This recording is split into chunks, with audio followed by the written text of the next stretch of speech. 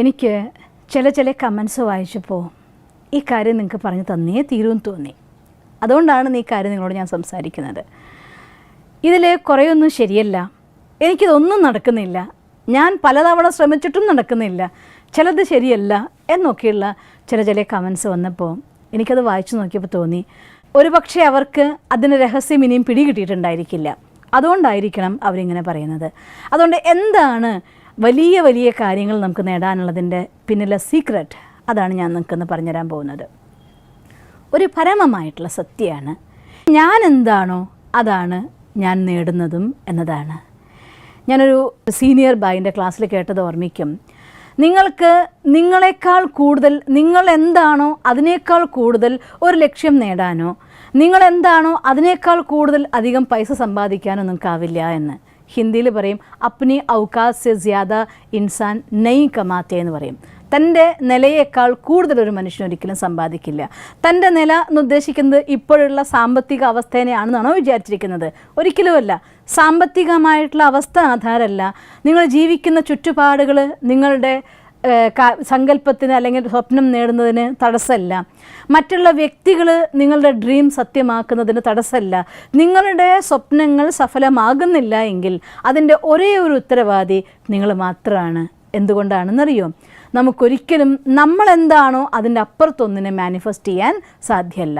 അതുകൊണ്ട് നമ്മുടെ ഉള്ളിൽ, അവനവൻ്റെ ഉള്ളിൽ പ്രവർത്തിക്കുക, നമ്മളെ പൂർണ്ണമായിട്ട് പോസിറ്റീവാക്കി മാറ്റുക, നമ്മുടെ പേഴ്സണാലിറ്റീനെ പൂർണ്ണമായി ഡെവലപ്പ് ചെയ്യാൻ വേണ്ടി എന്തെല്ലാം ചെയ്യാമോ അതെല്ലാം ചെയ്യാനാണ് ഏറ്റവും കൂടുതൽ നമ്മൾ ശ്രദ്ധിക്കേണ്ടത്. സാഹചര്യങ്ങൾക്കനുസരിച്ച് മനുഷ്യൻ്റെ മൂഡ് മാറിപ്പോകുമ്പോഴാണ് ഇതെല്ലാം ഉണ്ടാവുന്നത്. പലർക്കും വളരെ മോശം അവസ്ഥയിൽ നിന്ന് ഏറ്റവും ഹൈ ലെവലിലെത്തിയ ആൾക്കാരെയും നമുക്ക് കാണാം. ഏറ്റവും നല്ല നിലയിൽ നിന്ന് ഏറ്റവും താഴ്ന്ന അവസ്ഥയിൽ വന്നവരെയും കാണാം. അങ്ങോട്ടും ഇങ്ങോട്ടും മാറി മറിയുന്ന അവസ്ഥയുള്ളവരെയും കാണാം. മൂന്നും നമ്മൾ കാണാറില്ലേ? 3 ടൈപ്പ് ആളുകൾ നമുക്ക് വേണമെങ്കിൽ പറയാം. ഒന്ന്, ശുഭാപ്തി വിശ്വാസക്കാർ. ജീവിതത്തിൽ എന്ത് തന്നെ സംഭവിച്ചാലും അതിനെയൊക്കെ പോസിറ്റീവാക്കി മാറ്റിക്കൊണ്ട്, അതിൽ നിന്നൊക്കെ പാഠം പഠിച്ചുകൊണ്ട് അതിലും വേറൊരു നല്ല കാര്യം എന്താ ഉള്ളത് എന്ന് കണ്ടെത്താൻ ശ്രമിക്കുന്നവർ. ആ ഒരു ആറ്റിറ്റ്യൂഡ് നമുക്ക് സ്വന്തമാക്കേണ്ടത് വളരെ അത്യാവശ്യമാണ്. ആ ഒരു ആറ്റിറ്റ്യൂഡിൽ നിന്ന്, അഥവാ ആ ഒരു വിശ്വാസത്തിൻ്റെ ശക്തിയിൽ നിന്ന് മാത്രമാണ് നമുക്ക് കാര്യങ്ങളെ മാനിഫെസ്റ്റ് ചെയ്യാൻ പറ്റുക. നമ്മളൊരു വീഡിയോ ഇട്ടിട്ടുണ്ടായിരുന്നു, മാനിഫെസ്റ്റേഷൻ അഥവാ ലോ ഓഫ് അട്രാക്ഷൻ്റെ കീ എന്ന് പറയുന്നത് വിശ്വാസത്തിൻ്റെ ശക്തിയാണ് എന്ന്. നമ്മുടെ ഉള്ളിൽ ഞാൻ എന്ത് വിശ്വസിക്കുന്നു അതാണ് എനിക്ക് സത്യമായിട്ട് മാറുന്നത്. ബാഹ്യമായി ഞാൻ എന്ത് പറയുന്നു എന്നുള്ളതിലല്ല, ഞാൻ എന്ത് ആഗ്രഹിക്കുന്നു എന്നുള്ളതിലല്ല, അതിനേക്കാൾ ഉപരിയായിക്കൊണ്ട് ഞാൻ എന്ന് പറയുന്നത് എൻ്റെ വിശ്വാസമാണ്. ആ വിശ്വാസത്തിൻ്റെ ഉള്ളിൽ നിന്ന് ഞാൻ നെഗറ്റീവായിട്ടുള്ള ഒരു മെൻറ്റാലിറ്റി അഥവാ നെഗറ്റീവായിരിക്കുന്ന എൻ്റെ വിശ്വാസത്തിന് മുറുകെ പിടിച്ചുകൊണ്ട് പോസിറ്റീവായിരിക്കുന്ന ഒരു റിസൾട്ട് ക്രിയേറ്റ് ചെയ്യാൻ ഒരു മനുഷ്യനും പറ്റില്ല.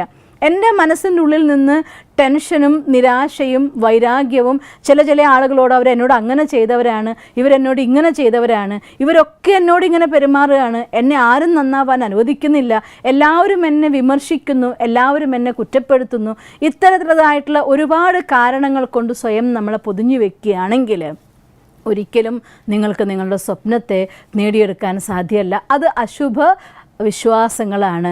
അഥവാ ശുഭാപ്തി വിശ്വാസത്തിന് നേരെ ഓപ്പോസിറ്റ്, അവർ നിരാശാവാദികളാണ് എന്ന് നമുക്ക് വേണമെങ്കിൽ പറയാം. പെസിമിസ്റ്റ് എന്നൊക്കെ പറയാറുണ്ടല്ലോ ഇംഗ്ലീഷിൽ, നിരാശാവാദി എന്ന് പറയാം. പോസിറ്റീവായി ചിന്തിക്കുന്നവരെ സംബന്ധിച്ചിടത്തോളം ജീവിതത്തിൽ ഹോസ്പിറ്റലിൽ കിടക്കുന്ന നിമിഷങ്ങൾ, അതിനെന്താ കുഴപ്പം? ഹോസ്പിറ്റലിൽ കിടക്കുന്ന നിമിഷം, അതിൽ നിന്നും നമുക്ക് പല കാര്യങ്ങളും പഠിക്കാനുണ്ടാവും. എൻ്റെ ജീവിതത്തിൽ ഞാൻ പല ഘട്ടങ്ങളിലൂടെയും കടന്നു വന്നിട്ടുണ്ട്. ടൈഫോയിഡിൻ്റെ സമയം അനുഭവിച്ചിട്ടുണ്ട്. ഒരു വലിയ ആക്സിഡൻറ്റിൽ പറ്റി കിടന്നൊരവസ്ഥ ഉണ്ടായിട്ടുണ്ട്. പലപ്പോഴും ഞാൻ നിങ്ങളോട് ഷെയർ ചെയ്തെന്ന് ഞാൻ ഓർമ്മിക്കുന്നു.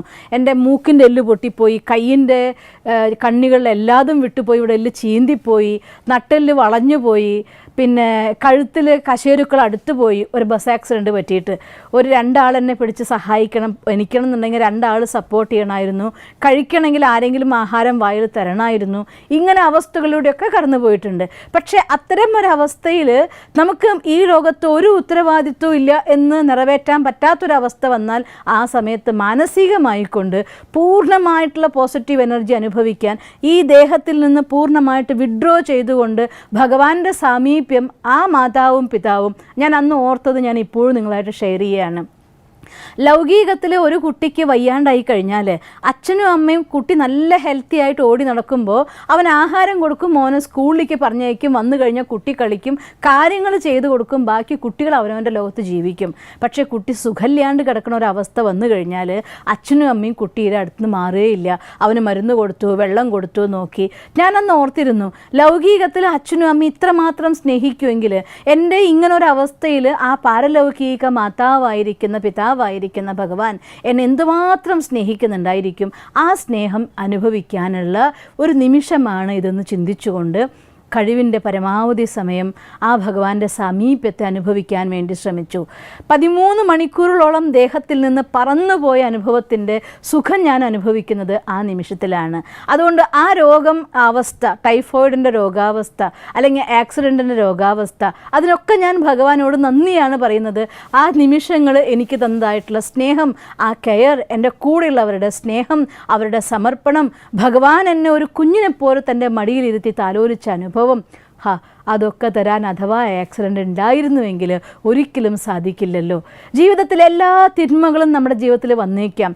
കടം വന്നേക്കാം, അല്ലെങ്കിൽ മാനം നമുക്ക് നഷ്ടം വരുന്നൊരവസ്ഥ വന്നേക്കാം, അഥവാ അപമാനിതരാകുന്ന അവസ്ഥ വന്നേക്കാം. എന്ത് സംഭവിച്ചാലും സാരമില്ല, ഒന്നുകിൽ കണക്ക് തീർന്നു എന്ന് വിചാരിച്ച് സമാധാനിക്കുക, വലിയ കടം വീടിയെന്ന് വെച്ചാൽ സന്തോഷിക്കുക. അഥവാ അങ്ങനെ ഒരു കാര്യം ഉണ്ടാവുമ്പോൾ അതിൽ നിന്ന് എന്ത് പാഠം നമുക്ക് പഠിക്കാനുള്ളത് എന്ന് വിചാരിച്ച് ആസ്വദിക്കുക. നമുക്ക് രോഗാവസ്ഥയാണെങ്കിൽ ഭഗവാന്റെ സ്നേഹം അനുഭവിക്കുക, അല്ലെങ്കിൽ പഠിക്കാൻ വേണ്ടി മാറ്റിവെക്കുക. ഇങ്ങനെ സന്ദർഭങ്ങളെ, സാഹചര്യങ്ങളെ പോസിറ്റീവായിട്ട് ഉപയോഗിക്കാൻ വേണ്ടി നിങ്ങളൊന്ന് പഠിച്ചാൽ ആ സമയത്ത് മനുഷ്യന്മാർ ഒന്ന് ശ്രദ്ധിക്കണമെന്ന് മാത്രം. ഞാനിങ്ങനെ സുഖമില്ലാണ്ടിരിക്കും, ഒരു മാസം എനിക്ക് അനങ്ങാൻ പോലും പറ്റില്ല. ഓക്കെ, എന്താ പ്രശ്നം? ആ ഒരു മാസം ഞാൻ എന്നെ ഡെവലപ്പ് ചെയ്യാൻ, ഈ ദേഹത്തെ ഡെവലപ്പ് ചെയ്യാനല്ല, ഞാനിതല്ലല്ലോ ഇതിൻ്റെ ഉള്ളിലുള്ളതായിട്ടുള്ള ആത്മ, ആ എൻ്റെ ഡെവലപ്മെൻറ്റിനെ, എന്നെ ചാർജ് ചെയ്യാനായിട്ട്, എനർജറ്റിക് ആക്കാനായിട്ട്, പൂർണ്ണമായിട്ട് പവർഫുൾ ആക്കാനായിട്ട്, ജ്ഞാനത്തിൻ്റെ നിധി കൊണ്ട് നിറയ്ക്കാനായിട്ട് ഒക്കെ ഉപയോഗിക്കാൻ നമ്മുടെ അവസ്ഥ മാറ്റുകയാണെങ്കിൽ ഏതൊരവസ്ഥയും നമുക്ക് അനുകൂലമാണ്. എന്തെങ്കിലും വിപരീതമായിട്ടുള്ള സാഹചര്യങ്ങൾ, സിറ്റുവേഷൻ വരുമ്പോൾ ഞാൻ ചെയ്യാറുള്ളൊരു കാര്യം, പ്രശ്നങ്ങൾ എന്തെങ്കിലും വന്നാൽ ഒരൊറ്റ കാര്യം ചെയ്യാറ്, മെഡിറ്റേഷൻ്റെ ടൈം കൂട്ടാറുണ്ട്. വല്ലാണ്ട് ഒരു ക്രൈസിസിൽ കടന്നു പോയൊരു കാലഘട്ടത്തിൽ 8 മണിക്കൂർ മെഡിറ്റേഷൻ തയ്ക്കാൻ വേണ്ടി ഞാൻ ചെയ്തിട്ടുണ്ട്. എൻ്റെ അനുഭവത്തിൽ 8 മണിക്കൂർ മെഡിറ്റേഷൻ്റെ 21 ദിവസം തികയും മുന്നേ ആ പ്രശ്നങ്ങളെല്ലാം പൊഴിഞ്ഞു പോയും. അതിനുശേഷം ഉണ്ടായ ഡെവലപ്മെൻറ്റ് അതെനിക്ക് നിങ്ങൾക്ക് പറഞ്ഞറിയിച്ചാൽ തീരില്ല. അത്രയും അനുഭവങ്ങളുണ്ട്. അതുകൊണ്ട് ഞാൻ നിങ്ങളുടെ അടുത്ത് പറഞ്ഞുതരികയാണ്, ജീവിതത്തിൽ എന്ത് തന്നെ വന്നോട്ടെ, ഇനി ഒന്നുമില്ലാതെ നമുക്ക് സീറോ ആവേണ്ട ഒരു അവസ്ഥ വന്നോട്ടെ, സീറോയിൽ നിന്ന് ഹീറോ ജനിക്കൂ. അതുകൊണ്ട് സീറോയിൽ നിന്ന് ഞാൻ ഹീറോ ആകും എന്ന തോട്ട് ക്രിയേറ്റ് ചെയ്തു. നെക്സ്റ്റ് എന്ത് ഞാൻ ചെയ്യണം, ഇങ്ങനെ ആയല്ലോ എന്ന് ചിന്തിക്കരുത്, നെക്സ്റ്റ് ഞാൻ എന്ത് ചെയ്യണം എന്ന് നിങ്ങൾക്ക് ചിന്തിക്കാൻ കഴിയുമെങ്കിൽ എന്തിനേയും പോസിറ്റീവിലേക്ക് മാറ്റി ചിന്തിക്കാൻ നമുക്ക് പറ്റും. ഇതാണ് ശുഭാപ്തി വിശ്വാസം.